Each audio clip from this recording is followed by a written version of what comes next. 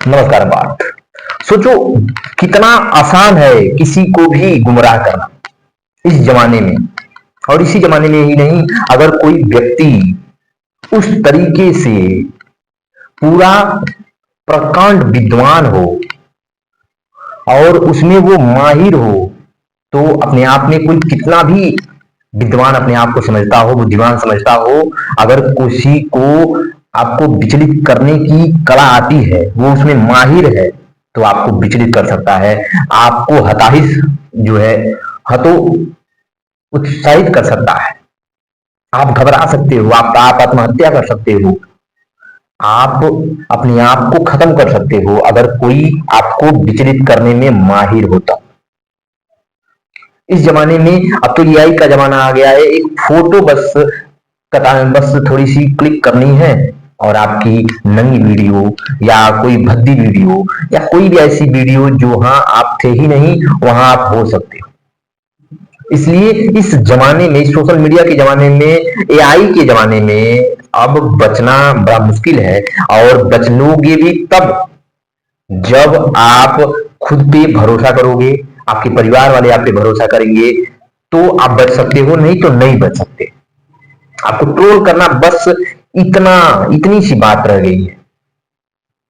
उस समय जब मोबाइल नहीं था तो डिस्ट्रैक्ट करने वाला नहीं था। उस समय भी एक कृष्ण ने जो है द्रोणाचार्य को विचलित कर दिया था, हतोत्साहित कर दिया था। उन्हें अपने अपने बुद्धि को वो भ्रष्ट कर चुके थे एक बात सुनने पे। तो मैं अभी कह रहा हूं आपको ना कि अगर कोई व्यक्ति उसमें माहिर हो, आपको विचलित करने के लिए उसको कला आती हो, तो आप कितने भी बड़े विद्वान हो, आप कितने भी बड़े अपने आप में चक्रवर्ती हो, आप मारे जाओगे, आत्महत्या करने के लिए तैयार हो जाओगे। ऐसे ही महाभारत की वो कहानी आप याद करो, जब द्रोणाचार्य को कहा गया कि अश्वत्थामा मारा गया, जब युधिष्ठिर से कहा गया कि तुम्हें बोलना है। सोचो कितने बढ़िया पात्र को, जो विश्व में विश्व सत्य बोलता हो, जीवन में कभी झूठ नहीं बोलता हो, उस व्यक्ति को कृष्ण उठाते हैं। सोचो। और वो पात्र हैं श्री कृष्ण, जो कहा जाता है ना कि मायापति हैं। कृष्ण क्या है? मायापति। और उन्होंने उस युधिष्ठिर को उठाया जो सत्यवादी है। फिर उसके बाद अश्वत्थामा एक हाथी को लिया, उसको भीम के द्वारा मरवाया गया। फिर उसके बाद श्री कृष्ण कहते हैं कि तुम्हें कहना है, बस तुम्हें कुछ नहीं करना, बस तुम्हें कहना है हाँ अश्वत्थामा मारा गया। और युधिष्ठिर ने कहा कि हाँ मैं तो बोल दूंगा अश्वत्थामा मारा गया। और फिर उसके बाद जब वो श्री कृष्ण आते हैं, और जब श्री कृष्ण आते हैं तो उसके बाद वहां रणभूमि में एक चीख बुझती है कि भाग अश्वत्थामा, कहां तू भागेगा। और फिर उसके बाद जब अश्वत्थामा को जब भीम गदे से मारते हैं तो कहते हैं जा अश्वत्थामा तुझा स्वर्गवास हो गया। अपने गदे से प्रहार करते हैं, उसको मारते हैं। फिर उसके बाद जो ये कर्ण और दुर्योधन भाग के जाते हैं बचाने के लिए अश्वत्थामा को। और कहते हैं कि जो द्रोणाचार्य कहीं दूसरी ओर युद्ध कर रहे होते हैं, वहां तक ये पांचों पांडव और श्री कृष्ण वहां जाते हैं और वहां उनसे कहते हैं कि आपका बेटा मारा गया। वो अपना हथियार छोड़ने के लिए तैयार नहीं थे। वो कहते हैं कि मैं नहीं मानूंगा, मुझे देखना है। और श्री कृष्ण को चाहिए था कि द्रोणाचार्य क्या करें, अपने हथियार को छोड़ दें, क्योंकि जब तक द्रोणाचार्य अपने हथियार को नहीं त्यागेंगे इनको कोई मार नहीं सकता। तो श्री कृष्ण वो मायापति हैं, वो कूटनीतियों की भी कूटनीति हैं। उनको आता है कितने भी बड़े विद्वान को अपने मार्ग से विचलित करना, उनको आता है। वो इसमें पूरा जो है परिपूर्ण है और वो इसमें माहिर है। उन्होंने एक पात्र को उठाया। फिर उसके बाद द्रोणाचार्य ने कहा कि मुझे एक ही इंसान से पूछना है, युधिष्ठिर। बताओ क्या मेरा बेटा मारा गया? तो उन्होंने कहा कि मैं नहीं जानता। कह रहा कि युधिष्ठिर तुम्हें बताना होगा कि क्या अश्वत्थामा मारा गया?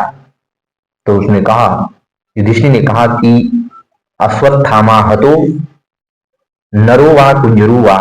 जैसे ही अश्वत्थामा हतो युधिष्ठिर ने कहा, तैसे श्री कृष्ण की शंख इतना तेज बजता है। और इतनी सी बात सुन के द्रोणाचार्य जैसे विद्वान पुरुष, जो दुनिया के सबसे सर्वश्रेष्ठ योद्धा तैयार करते हैं, दुनिया को अपने उद्देश्य से मार्गदर्शन देते हैं, वो व्यक्ति आधी बात सुन करके विचलित हो जाता है, अपने हथियार त्याग देता है, आपा खो देता है, जीवन की उद्देश्य को भूल जाता है, अपने जीवन छोड़ने के लिए तैयार हो जाता है। जैसे ही वो इस बात को सुनता है, अश्वत्थामा हतो, और श्री कृष्ण की इसके बाद बहुत तेज शंख बजता है, और युधिष्ठिर कहते हैं नरोवा कुंजरोवा, वो आदमी था कि हाथी था मैं नहीं जानता। लेकिन आप भी उसके बाद उनका देखिए, उसके बाद जैसे ही वो अपना हथियार छोड़ते हैं, हताश हो जाते हैं, निराश हो जाते हैं, और जीवन जीने की लालसा भूल जाते हैं, अपने उद्देश्य को भूल जाते हैं, और जैसे ही अपने हथियार को छोड़ते हैं, श्री कृष्ण धृष्टद्युम्न को इशारा करते हैं, और धृष्टद्युम्न अपने तलवार उठा करके उनको एक ही क्षण में उनकी गर्दन धड़ से अलग कर देता है। सोचो, इतना विद्वान, हर इतने सर्वश्रेष्ठ योद्धाओं को तैयार करने वाला भी अपने मार्ग से विचलित हो सकता है, अपने जीवन को भूल सकता है। कितना भी आप माइंड शार्प वाले हो, बुद्धि में प्रवीण हो, आपको विचलित करने वाला अगर कोई मिल जाएगा तो आप अपने आप को कितना भी बलशाली समझो, मारे जाओगे। और इस समय तो आप देखो एआई का जमाना है, आपको इतना टाइम लगेगा ट्रोल करने में। कोई आपका वीडियो फोटो लिया, लगाया, उसके बाद वीडियो बन गई, फोटो से ही वीडियो बन गई, गंदी वीडियो, नंगी वीडियो, कोई भी वीडियो आपका बना सकता है।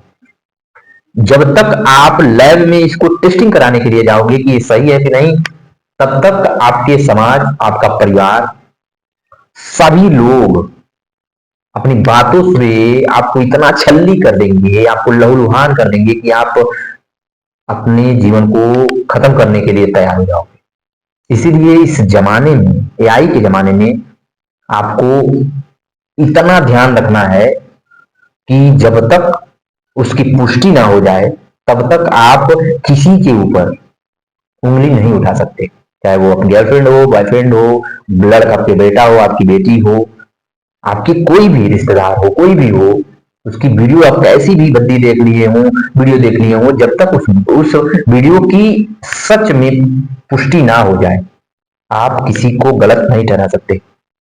एक क्लिक हर किसी के जीवन को खत्म करने के लिए तैयार है।